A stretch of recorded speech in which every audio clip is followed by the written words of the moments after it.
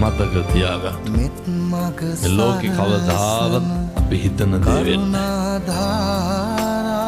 වෙන්නේ මොකද්ද කියලා හිතාගන්නත් බෑ. එහෙනම් මොකද කරන්න ඕනේ? එක තප්පරයක්වත් එක වචනයකින්වත් සංසාරේ දිග්ගස්ස ගන්න එපා. පැහැදිලිද මේ අම්මලාට තාත්තලාට මම කියන්නේ?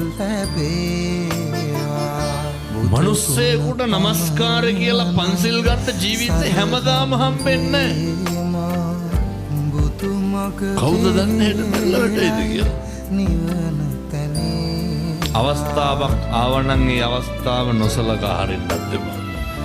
දැන් මේ මහා ලොකු දෙයක් නෙමෙයි මේ කියන්නේ. මං කියන්නේ නමස්කාර කියනකොට මේ අපේ තරුණ මහත්තුරුන්ට හදවතින් කියන්න මගේ බුදුහාමුදුරුවන්ට නමස්කාර වේවා. සංසාරේ කවදා හරි තථාගතයන් වහන්සේ නමකට නමස්කාර කරගන්න ඒ භාග්‍ය වාසනාව උදා වෙයි. බුද්ධං සරණං ගච්ඡාමි කියලා කියනකොට මොකද්ද මතක් වෙන්න ඕන? ලැබෙන්නේ කවදා හරි මේ සංසාරේ බුදුන් සරණ යන්න බෑ අපි.